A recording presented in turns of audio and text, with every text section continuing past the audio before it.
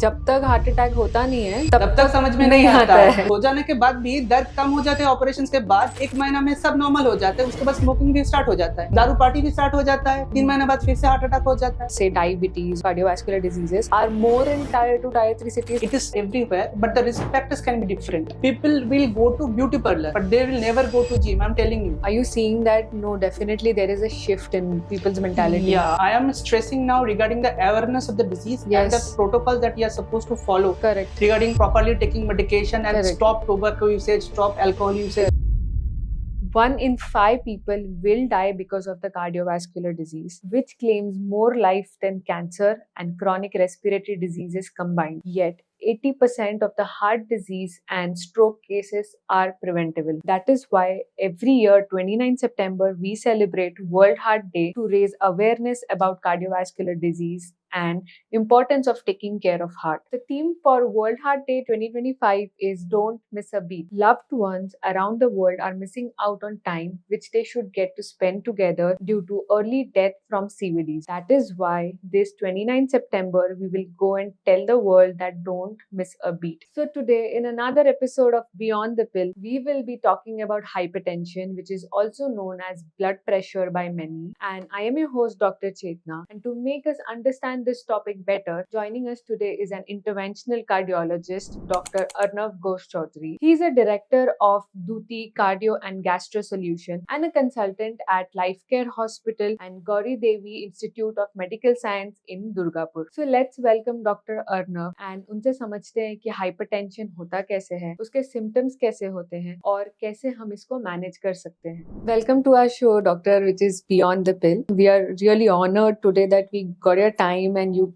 could come on our show to spread the awareness about heart diseases and especially hypertension. Yeah, thank you so much for your invitation as well. So, sir, let's just start with now that you are aiming or you are like very closely working with tier 2 and tier 3 cities. So, where can people actually find you if they want to reach out? Yeah, so I am working as a consultant cardiologist, interventional cardiologist in Durgapur, which is definitely a tier 2 city. So, I have my own clinic as well, that is Dyuti Cardio and Gastro Solutions in the heart of the city, that is City Center Doctors Colony. So, I am available every day here. And I'm also attached with some hospitals as well for doing interventions, all kind of interventions like coronary angiography, angioplasty, pacemakers, and other device therapies. So yes, so tier 2 city, Durgapur being a tier 2 city, definitely it is totally different from like metropolitan cities like Bangalore and Kolkata, because I was trained in Bangalore. I was there in 6 years.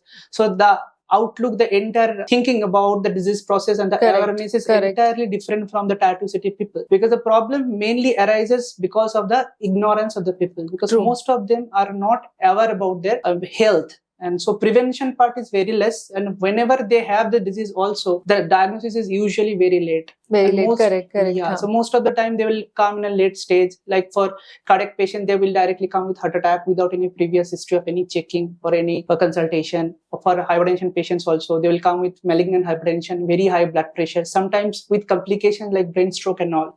So then when the patient comes like that, it's very difficult for the physician also to manage them properly and give them a good life. So that is a very important challenge for tier 2 cities. So when you are working in metro cities, I mean, where all the resources are available, and so over there practice becomes a bit easy as compared to practicing in tier 2 and tier 3 cities. So how differently are you managing such issues? Yeah, so that is very important question, ma'am. And the most problematic thing is convincing the people that they're actually having some issues. Like if a tier 3 city, for example, when I was in Bangalore, then some patient is coming with heart attack, he or she is having chest pain. Then I told him, okay, you are having heart attack because ECG is showing that and ECG is also showing that you need urgent angiography and angioplasty. They are ready. Okay, they can understand this is heart attack, so I have to act fast. And he is there to save my life. He's actually trying to save me. But here, first of all, they will tell you that this is not heart attack. I don't believe it. It is gas. Most of the people will tell like that. And now it will take 15-20 minutes for me to convince them, no, this is not because of your gas and anything. This is a massive heart attack. You have to act quickly, otherwise the patient can die. Oh my God. And sometimes patient will come with 40-30 heart rate. They're having complete heart block. They need immediate pacemaker implantation. They will tell, I will think about it. I'm consulting with some other people. And sometimes it happens. It happened with my patients that I have told them pacemaker implantation is emergency, you have to do it. They spend 3-4 days and the patient died at home. So this is a very problematic thing. So what I feel, convincing people and give them the right education is very important. True. For tier 2 cities. And even after doing procedures like angioplasty or pacemaker, how the lifestyle should change and how the medication should be taken properly and what is the importances of them. And you should not leave any medications. If you are leaving medications, the chance of heart attack will come again. These things, this kind of, what should I say, the awareness is definitely much more in Bangalore or Kolkata. Here, they will get operated. Then they'll be happy because there's no symptoms. After 1 or 2 months, they will start smoking. They will stop medications. Again, after 3 months, they may come back with one more heart attack. My God. Then they can blame you that what kind of operations, doctor, you have done. That's bad. Because I am again having heart attack. So we have not taken medications. What can I do? That is the problem. So, sir, are you able to see any changes by doing such practice or by, really putting your heart into it? Are you seeing that? No, definitely there is a shift in people's mentality. Yeah, I am here. I'm in Durgapur for last 4.5 years. So definitely yes, because I am stressing now regarding the awareness of the disease and the protocols that we are supposed to follow. Correct. Regarding properly taking medication and stop tobacco usage, stop alcohol usage and all. So every time I stretch it and every time I stress it during my consultations and all, definitely now slowly patients are picking up. And the thing is, what happens is like if you're practicing for a very long time in a particular area, one of your old patient will bring back some other patient, maybe some relative. Now he is educating the newer guy. But I am okay with the medications and now I am feeling better and doctor has told me to do this. So if you are going angioplasty done, getting angioplasty done, you should continue medications, you should not smoke. So these things are actually coming.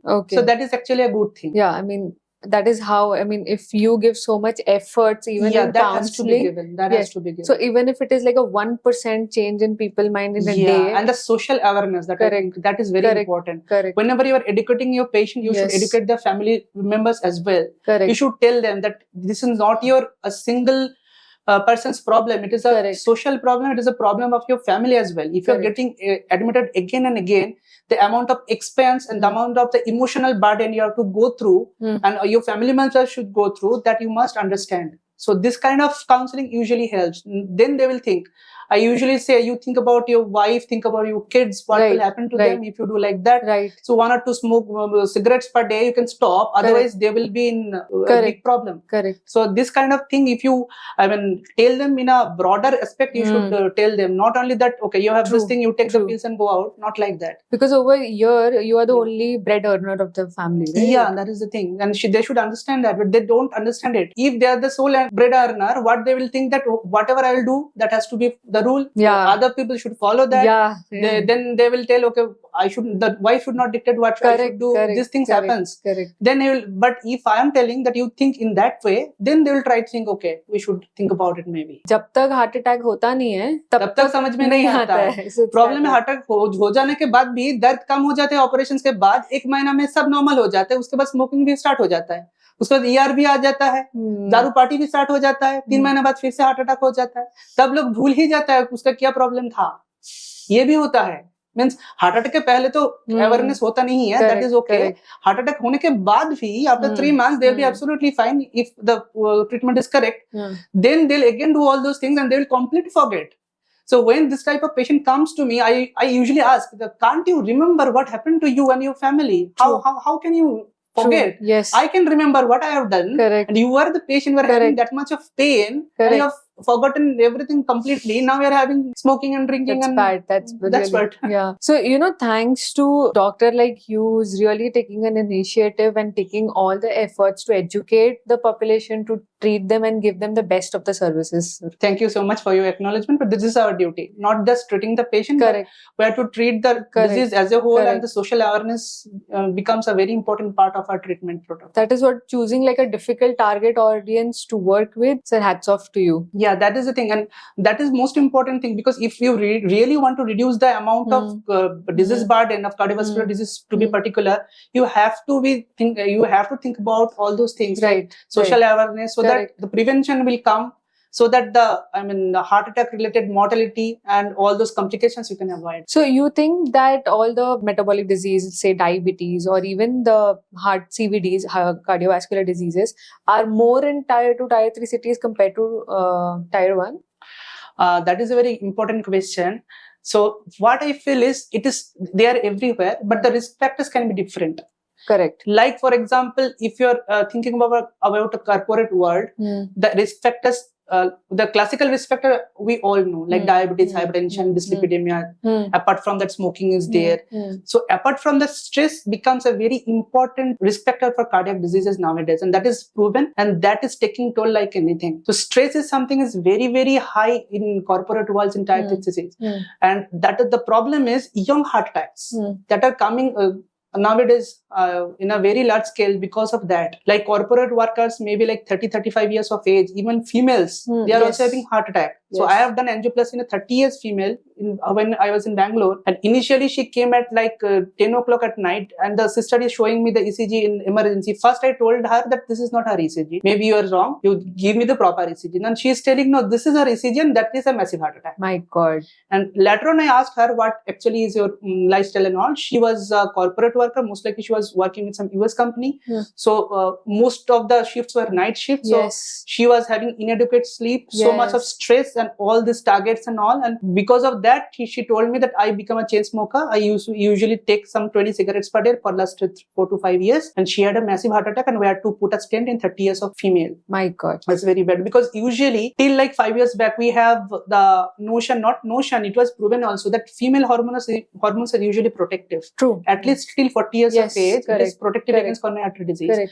But now the stress is so overwhelming that protection is also being broken. That is true. Like very good point that you made out, ki people who are working with off timing, off circadian rhythm is getting disturbed. Even that is like a big risk factor. But then when you compare to tier 2, tier 3 cities, here in tier 3 cities, tier 2 cities like Durgapur, the problem is the kind of tobacco they are using, like BD. That is that is a very bad kind of tobacco. So the risk factor is more with them, and because cigarette is also bad, but weed is kind of unrefined tobacco, and that is kind of a little bit refined tobacco. Correct. So here, till now, the most important risk factor is tobacco only. Apart from that, diabetes, hypertension, all those things are there. And second problem in the tier 2 city is the lack of awareness regarding the risk factors. Like the patient maybe is diabetic for last 4 or 5 years, he has never checked his sugar level. Maybe he's hypertensive for 3 to 4 years, he has never checked his blood pressure once. Okay. And those things, and maybe the LDL level is like 200, 250 for 3-4 years, still having everything.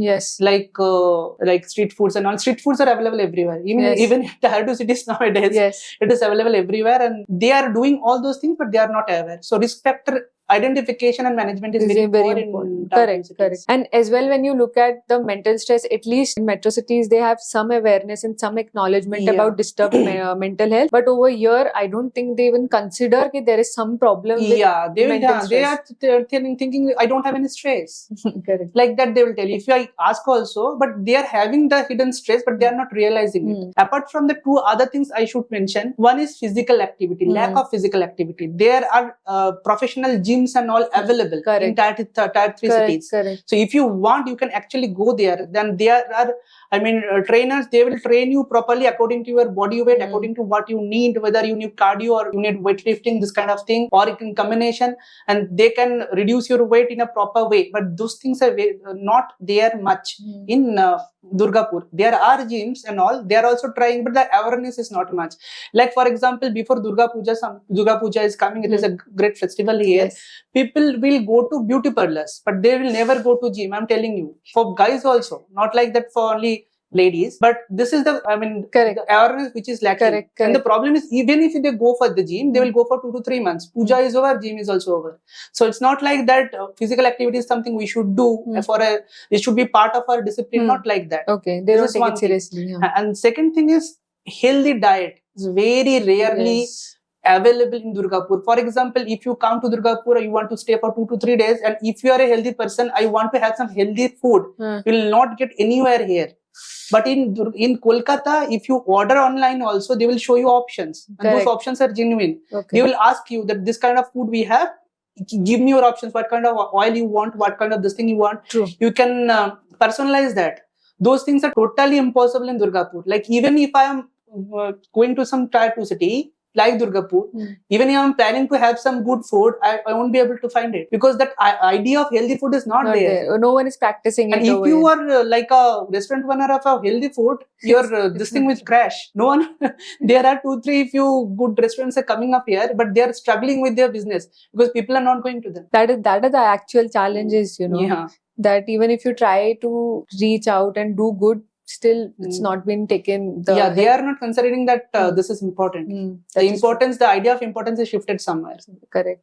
So in what kind of patients do you see in your routine practice, like with which cardiovascular disease? Lots of coronary artery disease patients and hypertension patients are also there. Good amount of dilated cardiomyopathy patients presenting with heart failure. Nowadays, we are getting a heart failure with normal ejection fraction patient, like preserved ejection fraction patients are also there. And arrhythmias and all usually don't come much. Maybe we're underdiagnosing it because they are not aware. Either VTVF patients are dying at home or they are not even consulting doctors. Atrial fibrillation is quite common in aged patients here. That also I see. Valvular heart disease is also there, but what I feel is, maybe the incidences are coming down. When we were PGs I did from Jayadeva Hospital, though it is an epic institution, so definitely all the patients will come there only. That's a different this thing. There can be that kind of a selection bias, I can say. But in community, valvular heart diseases are not that much. So that is coming down. And complete heart block and second degree, third degree heart blocks are quite common, particularly in West Bengal compared to other states. Why? See, there is no specific reason. There is no definite reason identified, but people are considering that, edible oils like mustard oil that can have some issue with precipitations of the complete heart block kind of thing. But there is a geographical higher incidence of complete heart block in West Bengal. That is proven. Exact cause is difficult. Not yet understood. There is no large studies also done regarding that. Mustard oil is good. Mustard oil is not classically good for heart patients. So only, rice bran oil, soybean oil and sunflower. These three are documented that is good for cardiovascular health. Olive oil is also plus minus. Like olive people will tell, but it is not recommended in our guidelines. Guidelines recommends only these three. Okay, understood. But so mustard is not that good. When we talk about any heart condition or any CVD, normal public के दिमाग में आता है कि BP, that blood pressure, that is what they know as a heart issue, heart condition. So when we talk about hypertension, so in simple terms, what exactly is this condition and what exactly happens in this? The classical definition, if you see, the definition of hypertension is, systemic hypertension, that is high blood pressure, is the systolic blood pressure should be more than 140 and diastolic should be more than 90. That should be the office BP. So nowadays there are some different ideas like office BP, home BP, and also diurnal variation taking into consideration of that. There can be morning BP and night BP. Like if you consider patient's blood pressure variations, the morning BP is usually higher than the night BP. There should be a nocturnal dip of blood pressure that is physiological. So if this nocturnal dip is not there, then you have to think that patient is going for an early hypertension. Sometimes absence of that nocturnal dip can be an earliest symptom of CKD patients, like chronic kidney disease patients, because usually CKD will give rise to systemic hypertension. So the earliest sign of CKD can be absence of that nocturnal dip. For example, if patients are having home blood pressure in the morning is 130/85, that is the cutoff for hypertension in home BP, in the morning. He should have a blood pressure of as less as 120/70 at night. So a 20 millimeter of systolic and 10 millimeter of diastolic blood pressure variation is usual and that should be there. But the office BP, if it is more than 140/90, that is usually considered as hypertension by definition. Hypertension or blood pressure is a condition which is often called as a silent killer. And we don't have any symptoms as such to say that you have some blood pressure issue going on. Example, just a few days ago, I was working at the office and due to lack of sleep and sporadic timetable, becoming a little dizzy. And I could black out. So now that I have proper awareness, I could understand that maybe the PP is going low or there's some issue with the blood pressure. So I checked. I got myself checked and yes, there was a dip in blood pressure. But for the patients or for the general population, they won't even understand. Something is happening to me. And we should get checked. So what are the warning symptoms they should really watch out for and be careful, that this is something not okay and you need to get yourself checked? So this is a very important question. The problem is, it is a genuine silent killer, I must say, because hypertension does not have significant symptoms. Like if it is a little bit higher, like 150 or 160, patient can be absolutely asymptomatic. There may not be any symptoms. Like if there is a sudden rise of blood pressure up to maybe 190 or 200, then only patient can have a kind of a throbbing headache or uneasiness, that kind of thing. Or directly they can present with complications like CVA. Then patients will have symptoms of CVA, all those things, or aortic dissection. The patient can have ripping kind of pain in the back. Those things can happen. But usually hypertension does not have much symptoms. And that's why diagnosis is very sparse. And that's why patient will also be not very keen to take medications, because they will not immediately change. I mean, there will be no change in their symptoms even after taking the pill. So they'll ask you, I was good previously, I am better now. I am as good as previous thing after taking your medications also. And this is a costly one. Why should I take it? Right. This is a very common question. The problem with that is this is a purely asymptomatic cases in most of the scenarios. So patient won't be understanding the importance of that. But then how to understand? Yeah, that's why you should get it checked. That is very important. What I recommend, or what is the guidelines are recommending, this as early as 20s. First blood pressure check must be done. After 30 years of age. Even if you are absolutely fine, even you are not having any issues, even you are not having any medications on, still you should get checked once in a year. BP, blood pressure. And if it is more than 140 for 3 different readings, maybe multiple readings, then you should consider I can have hypertension. Sometimes what happens is because of the stress, because of the physical condition, maybe if I am running, if I am emotionally upset or emotionally stressed out, immediately the heart rate and blood pressure can go up transiently for sympathetic overactivity. But that single blood pressure level will not tell you that patient is having systemic hypertension. There has to be at least 3 different readings in 3 different situations. And if all the 3 readings are going beyond the cutoff, that is 140/90 of his BP, then you should consider the patient is having systemic hypertension. Then you have to think about the treatment and all those things. So it's like that day, like, and I gave you an example that one day incident hai and I checked myself and the BP had got down. वैसे ही अगर किसी का because of some fight or maybe some issue or some stress, if the BP has gone up. So is it that the person has become hypertensive now? No, not at all. That can be a stress reaction in the body. That can be absolutely fine. If you are going to gym, if you are running in treadmill in some 7 or 8 speed, then anyway your heart rate will be like 140, 150. The blood pressure should go up to 170, 180. So that is a normal thing. So after cool down, it will be absolutely fine. So for that particular rise of the blood pressure, you should not take any medications, or you should not consider it as a systemic hypertension. Okay, all right. Yeah, so hypertension or diabetes being silent killer as well, these are the condition which stays and जो normal daily activity में इतना affect नहीं करता है.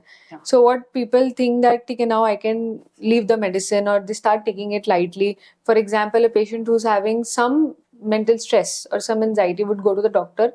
Doctor would find out that okay, this is also related to hypertension, या फिर the patient is on verge to get hypertensive. So the doctor starts the patient with medication, and the doctor writes that take it for 3 months, and the patient has been taking it and the patient feels okay. Then can the patient stop the medication? No. The thing is, you have to control the blood pressure. That should be controlled in a proper, target. The target must be achieved. And when after taking medications, if the target is achieved, that means the medication is working fine. That has to be continued. Sometimes what happens is, if there is higher dose of medication, the blood pressure can come down below the, lower limit of the normalcy. Like if the patient is taking blood pressure, our usual target is systolic should be between 100 to 140. So if it is like 120, 130, it is absolutely fine. So he should continue the medications. But for example, the patient's blood pressure is coming down to 90s or 80s, or the patient is having some postural symptoms. That means with change of the posture, there's sudden blackout kind of things. That means the blood pressure is really going down. Then only you should titrate the dose and down titrate the dose, but you should never absolutely stop the medications without checking the blood pressures properly. For example, a patient is having 160 blood pressure, 160/90 or 100 maybe. I've started with one medication. After 7 days, the blood pressure has come to 120 or 130. That is absolutely fine. So he has to continue with that. You should never stop it. But some other patient with same drug, with same blood pressure initial reading has come down to 90/60, and he has called me and told that doctor, for last 2 to 3 days, I'm having this kind of sudden blackout, so I change in the posture. Then I'll definitely tell you, come back once more. I'll just down titrate. Maybe patient was having telmisartan 40, now I'll reduce it to, maybe I'll stop it for 2 to 3 days, again reassess the blood pressure where it goes up, then I will start with a lower dose of telmisartan 20 mg. That should be the ideal thing. Okay. So even if the doctor is writing for 3 months, you need to revisit the doctor and then decide about the dosage and about Usually medication. what the thing is, if you start a new drug or if you change the dose grossly, like you have introduced a newer drug, one drug combination, now you have gone to 2 drug combinations, better to ask the patient come after 1-2 weeks at least to see what happens to the blood pressure and where finally it has settled down. Okay. And then accordingly you should plan. But if the patient is, for example, a chronic patient of yours, maybe for 2 years he is having medication, that every time his blood pressure is 130/80 only without telmisartan 40 dose, then you can ask him, okay, you come after 3 months, nothing to worry. Okay. But in between you should check your blood pressure at your house or at your home also, and if there is a gross fluctuations, just notify me. Okay, so how often is the patient supposed to check the blood pressure in a day? See, ideally, when the patient is already having high blood pressure and with new medications introduced, then every day you should check. Ideally, once in a morning, once at night, practically once in a day in a particular time. Like morning means to morning he, night means to night में ही देना पड़ेगा. Not like one day I have checked in the morning, then the next day I have checked at night, because that will affect the blood pressure readings because of the diurnal variation. So after everything settles down, maybe the patient is 3-4 months taking some particular medication and blood pressure is absolutely fine. Usually then I tell at least once in a week you must check when it is under control. Okay, understood. So, when we talk about the normal blood pressure range, I have seen that everyone has their own definition. Yeah. About the normal ranges. Some people will tell you, I am a patient of a low pressure. There is nothing called low pressure. I usually have low pressure, doctor. My pressure is low only. I want to increase it. Right. Lower is better actually. 100/60 for some person who is heavy is absolutely fine. There is no point of increasing the blood pressure. Correct. Because lower is always better. For this kind of all prevention things in cardiology, lower is better. Like LDL, lower is better. Blood pressure, lower is better. Correct. Heart rate, lower is better. That's why beta blockers we keep. Correct. We try to keep it between 60 to 70 for all my patients. Correct. But their pressure is low means 100/60, so they will think like that. That is what I mean. Say my grandmother, she was checking the blood pressure and blood pressure was little on the higher side. Yeah. And they will tell this is normal for me. Yes, some people will come कि age के हिसाब से ठीक है. हाँ ये बोले ये मेरे लिए यही normal है.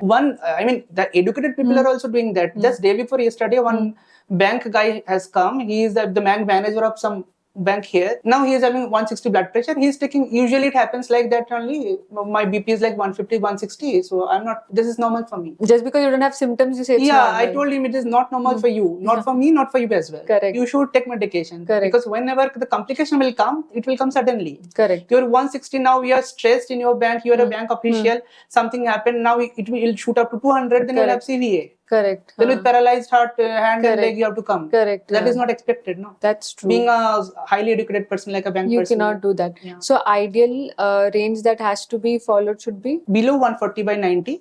110 to 140 systolic and 70 to 90 diastolic is good. Okay, all right. So if the person's blood pressure stays between 135 to 140, it's not dangerous, it's fine. Yeah, one thing I must say regarding that, in last ESC Congress 2024, they have coined a new terminology known as elevated blood pressure. Okay. The elevated blood pressure is between 130 to 140 systolic and 85 to 90 diastolic. Now their data are coming that if the patient is having elevated blood pressure, that is not actually entirely normal thing. Okay. It can be a precursor of frank systemic hypertension later on. Okay. So if that kind of person is coming to you, then you have to calculate the ASCVT risk score. That is score 1, score OP, score 2, all the score systems are there. And definitely the patient must go through the lifestyle changes that is required for the hypertension. Yes. Medications may not be required, but awareness and lifestyle changes must be done for this subset of patients who are having elevated blood pressure group. That is between 130 to 140, diastolic 85 to 90. So that is something new that is coming up. Yes, that is correct. And sir, anyone who's having hypertension actually, so what are the management strategies without medication the patient should be taking, just to support the medicine you have to take every day. Yeah. But then the healthy lifestyle part that comes first actually. Okay. Because medications anyway will be there, but if that lifestyle modifications can be done properly, the amount of dosage of medications also can come down. And sometimes if it is a borderline blood pressure, it can reverse also. Okay. Sometimes you can stop the medications altogether if everything is working fine. So for that comes the diet, then exercise and sleep all those things will come definitely. The most important regarding diet is the amount of salt intake. To be particular, the sodium intake. The sodium intake must be less as possible. And salt intake must be as less as possible. So what usually we do is, using raw salt while having food, sometimes we'll take extra added salts kind of thing. That must be avoided. And amount of salt that we are also using in normal cooking, that also has to be as less as possible. And there are some other varieties of salts are also coming up, like 30% or 15% less sodium content salts. Those are actually good. Those are good. And there are some myths like rock salts and all. People say, if I take rock salt, is it better or not? There is no difference. The ultimately thing that actually makes the difference is the amount of sodium content you're taking. Because sodium directly causes stiffening of the arteries. So whenever the arteries are stiff, definitely the chance of hypertension or the amount of hypertension will definitely be high. So we should reduce the amount of sodium intake. That is regarding diet. So if someone, just example, that if someone is going to a movie theater and having that salted popcorn. Yeah, that's bad. And that quantity is like big, large. So immediately does it raise the BP? No, slowly it will work. Like he's a frequent lover of that. He's going every time having that kind of snacks. Slowly the blood pressure will go. Not like with a single dose, it will go to 190 to 100. That will not happen, and that is bad. Because he's taking the poison slowly and slowly it is working, and he's not even understanding. But that happens in that way. So not only pure salt, any salty food must be avoided, including processed food. That is also another thing, because we don't usually understand that processed food usually have a very high amount of sodium and salt intake. So that is also something bad for the hypertensive patients. That is correct. And when we talk about hypertension, we know that it has a direct correlation with stress. So lifestyle modification, I feel managing your stress is at the topmost level. And you have to manage your own stress, and there are particular things that will actually help you, like mindfulness exercises are usually available nowadays. That is actually very helpful. Yoga is a very good kind of physical activity that will give you help you to lessen your stress as well, because yoga is a form of physical activity that actually acts with body-mind coordination. So that is the thing. Other things are lacking. Like if you are a weightlifter and all, if you're doing cardio also, you are training your body. So definitely your endorphins will go up and your ability will increase, and your insulin resistance, all those things will come down. So chance of diabetes, hypertension, coronary artery disease, everything will come down. But if mindfulness exercise can only be achieved by yoga itself. That will give you physically also some advantage, and your mindfulness also will be practiced. So this is well proven nowadays that for cardiac patients, to be particular, in post-MI patients as well, hypertensive patients also, yoga has a very big role in a positive way. And that will take time, maybe with months and years together we'll understand, but that definitely has a very good impact. One important thing is that it's not only one person in the family who's having hypertension. If you feel that your family member is getting it, it's everyone's responsibility to take the charge and take the lifestyle seriously, so that even it helps the person indirectly. And the persons who are not still having hypertension, but they can have it if they continue to go through that wrong lifestyle practices. Because if obesity comes because of the food habit, then it will cause diabetes, it will cause diabetic CKD, it will cause hypertension. All those things are coming together. It will go to metabolic syndrome, and we all know that even systemic hypertension is not a particular, clear-cut cardiovascular disease, because it will affect all the organs. Like it will affect the brain. It can cause CVA, hemorrhagic CVA. It can cause retinopathy. It can cause hypertensive CKD.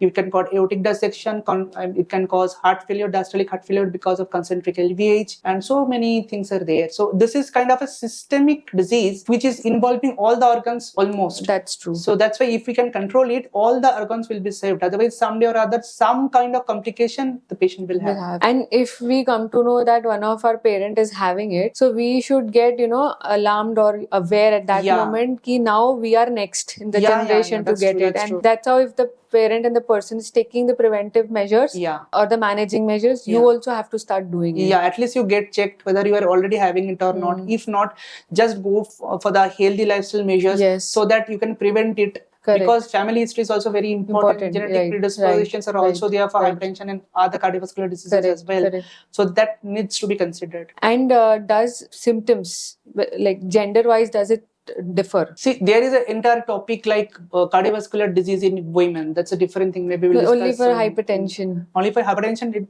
Particularly if you are talking about hypertension, it does not change much because itself that hypertension doesn't have much symptoms. Right. But coronary artery disease and other MI presentations and all, it can usually differ. Okay. From women, and the incidence, the presentation type, all those things usually differ. Okay. So, on the occasion of World Heart Day, one important message that you want to give to our viewers so that they can manage the heart health properly? Yeah. So most important thing is awareness and detection. That is the first thing. Correct. First, you get it checked. If you're having it, then treat it outright, immediately. Then treatment comprises of your diet, exercise, lifestyle, and medications. Medication comes fourth. First comes your diet, then your lifestyle, then some amount of exercise, because most of the people nowadays are having sedentary lifestyle. That's why all cardiovascular diseases, including hypertension, are also, becoming more and more because of that. And even the second point is, even if you don't have it, you check it. If you're having it, definitely treat it. Even if you are not having it, be aware that what kind of lifestyle modification can prevent it. Correct. So fastest treatment if it is detected, if not detected, prevention. Because prevention is always the best policy, particularly for cardiovascular patients. Because whenever the patient comes with like an acute emergency, be it a heart attack, be it a massive cerebral stroke because of the very high blood pressure, then there's a very little thing we can actually do. A patient who is already having a hemorrhagic CV with paralysis and patient is totally unconscious, most of the time patient will die, number one. If the patient survives also, he will have a pathetic life. Like a paralyzed person having that much of physical and emotional and financial burden for him and his family, or her and her family. So that is the thing, prevention is always better. So detect it. If it is there, treat it. If it is not there, prevent it. And just one, before I close the episode, just one thing that I feel everywhere, like patient refrain from taking the medication, BP medication, because they feel that once they start it, they have to take it for lifelong. So there are two things about it. One is whether he or she has to take it lifelong. That is one question. Second is how to convince them to take the pill. First of all, okay, whether the patient needs a lifelong medication and all will depend on the amount of hypertension the patient is having. Maybe the patient, or if there is a treatable cause, like sometimes there will be something like secondary hypertension, like a renal artery stenosis can give rise to hypertension. Okay. If you treat that part, if it's required like stenting the renal artery and the flow is good now, then it can reverse. That is a particular subset of the patients. Otherwise, maybe the patient is having a milder form of hypertension, like a stage 1 hypertension, then BP is like 150 or something. You have given some medication and patient is very strict in lifestyle modifications, is not taking salt and all. Now the blood pressure is coming down. You may even discontinue the therapy later on, depending on how he is doing. Okay. But so that's why, so hypertension medication does not mean that he or she always has to take it lifelong. But usually if it is a stage 2 hypertension like 160 or more, some amount of medications may be required, maybe in a lesser dose if the patient's lifestyle modification is quite good, but maybe he or she needs it. Now the second question is whether he should take it. That answer is very important. What I do for my patient is I usually counsel them, I usually give them scenarios. You have two options. One, you take pill and be healthy throughout your life, but you have to take pill every day. That is bothering, I know, but that you have to do. And the financial burden, but cumulative it can be a little more, but daily burden it will not be that. Second, you have two options, and the other option, you don't take the pill. Two things will happen. One is acute complication, one is chronic complication. So one fine day you can land up with a brain stroke, CVA, paralyze, death, even not that worse. So that is lifelong dependency on others. Or you can have an aortic dissection, worst kind of pain ever, and a most painful death, and even you can die, or if you survive also something happen. Third is like this kind of acute complications will happen, acute kidney injury, then dialysis, then every 3 days dialysis, you're gone. And second option is patient can have a chronic hypertensive changes, like patient can have concentric hypertrophy, then heart failure, every third day you come with breathing difficulty, worst type of symptoms, and get it treated, take all the medications and nothing happens. So, or you can have a CKD, hemodialysis throughout the life, so painful and painful death. After listening to all these things, I feel that better to take a medicine. Yeah, that's right. Simple So medicine. what I do is I usually give them the scenarios, because every day we are going through this, all those things. We are seeing patients like that. They should know that. Correct. So you want acute complication or chronic complication or a pill, just a pill. Just a pill. Then they're happy with the pill. Otherwise, they will not understand. That is the usual thing. So there are some misconceptions, I would say, about blood pressure, which I see circulating in every second house nowadays. So I have picked up some questions which I feel that you're the best person to answer. Yeah, I'll try, definitely. I'll try my best. If high BP has no symptom, like everyone says that it's a silent killer, how do you even know that you have a BP issue? You don't know. That is the problem. This is it is a genuine silent killer, because most of the time the blood pressure will not have significant symptoms. If it goes up very high, like 190 to 200, you may have some headache. That's why you must check it periodically, and you must check it properly, so that even if it is there, you must know that, and you can treat yourself. So your throbbing headache is an actually alarming sign. Yeah, that is one of the alarming signs, but it may or may not be there. That is the problem. So you should check it, blood pressure, regularly. Can you lower your blood pressure in 5 minutes at home? See, at home it is not possible, and at home it should not be advisable as well. We can lower down blood pressure in 5 minutes, but that is in ICU settings with proper with injections. A single pill reducing it within 5 minutes is should not be done. Also, there is particular protocols. If there is malignant hypertension, you're supposed to reduce the blood pressure 25% of the highest value in 3 to 4 hours, like that. Slowly it should come down. So rapid reduction is not anyway recommended also. So when you talk about the cutoff of the normal range, is 140 by 90 normal, or it's considered as dangerous? So 140 by 90 or less is normal. More than 140 by 90 is something you should treat. Be worried about.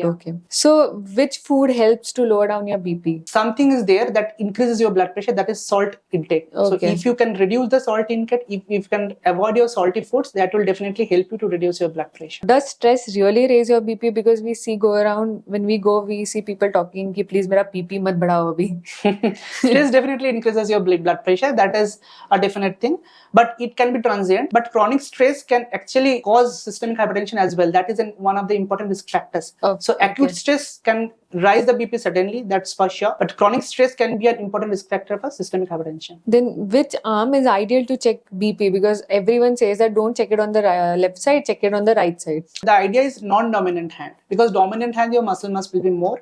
Non-dominant hand, more accurate blood pressure measurement is possible, but it actually is not that doesn't matter much. Doesn't matter. But sometimes what happens is there can be a difference in two arm blood pressure because of some blockage in the subclavian artery or all those kind of things. So ideally at least once you must check the blood pressures once in each arm, like right arm once and left arm once. That is a good thing to do. Then how often you should check your blood pressure in a day? If you are having hypertension, you are taking medications, ideally once in the morning, once at night is the ideal thing to do. At least once in a day if you are having medications for hypertension. If you just want to check it, that's a different thing. For that I will suggest after 20 years everyone must check at once. And after 30 years of age, at least once yearly checkup is important. Is important, right? BP machines at home show correct reading, because someone who's hypertensive and is checking the blood pressure, they're not completely satisfied. They feel that let me go to the doctor and get that mercury wala check. Yeah, mercury thing is ideal. That is gold standard, I must say. But the home blood pressure machines are also not bad. There can be a little bit of variations of 5 to 10 mmHg, but that will give you a rough idea that whether the blood pressure is a proper range or not. If it is out of range or very low, then you should consult your doctor. So even if you're checking it at home, ideally, how are you supposed to do it? Like 3 times? You're supposed to take the that is better. You take it, first of all, you sit in a proper way and wait for 5 minutes. Don't talk in a sitting posture with legs like hanging from the bed. And ideally what they tell is the level of the blood pressure machine and the heart level should be at least a little bit like nearer in the same plane. Then you take 3 readings and take the upper 2, then you take the average of. Then can yoga and meditation replace BP tablets? So replace is a big word, I must say, but they can definitely reduce the pill burden of yours. Like if the patient who is doing yoga or meditations, the stress level will come down, and that has a direct correlation with sympathetic activity, because sympathetic overactivity, that beta receptors, alpha receptors, those are specifically known to increase blood pressure. That's why there are drugs like beta blockers, alpha blockers, they are designated as antihypertensive drugs. yoga. So yoga and meditation can definitely will reduce your central aortic pressure, your blood pressure to some extent, so that either you can reduce or sometimes even stop the blood pressure medications. So very important question is that does menopause increase blood pressure risk? See, menopause increases all risk of cardiovascular diseases because female hormones are usually cardioprotective. Okay. So whenever there is menopause, a postmenopausal women is having the same cardiovascular risk as a man. So that protection is gone now. So that is applicable for coronary artery disease, heart failure, all other cardiac diseases as well, plus systemic hypertension as well. So definitely yes, postmenopausal females are having more risk for hypertension. Okay. And just one last question: can BP medicine stopped by the patient on his own? Definitely not, and certainly not. Okay. It's better to consult a doctor before taking any definitely decision. Doctor can reduce it if it is necessary, Okay. or increase it, or change the medications, or can change the group of the medication if there is some side effect. For example, amlodipine taking patients can have bilateral swelling, some 6% incidence is there, then the doctor will change it. But don't self-medicate yourself and don't stop suddenly. Then there can be sudden rise, rebound hypertension, and there can be catastrophes. Correct. Then it's very difficult to manage. So, thank you so much. And I really, it was like enjoyed the episode because it was very engaging talking to you. Thank you so much. Getting all the insights from you. And I'm sure it's going to really reach out to the masses and many people are going to benefit from the episode, sir. Thank you so much. Thank you. So to everyone listening, आज के episode से हमने ये जाना कि आपकी health आप ही के हाथों में है. So don't wait for the warning sign to make the right choice. After all, it's one life and every beat matters. So if you find our videos informative, don't forget to subscribe to our channel and follow us on Instagram. It's One Life by Mankind Specialities for more such informative videos on various health topics. Until then, stay informed, stay healthy.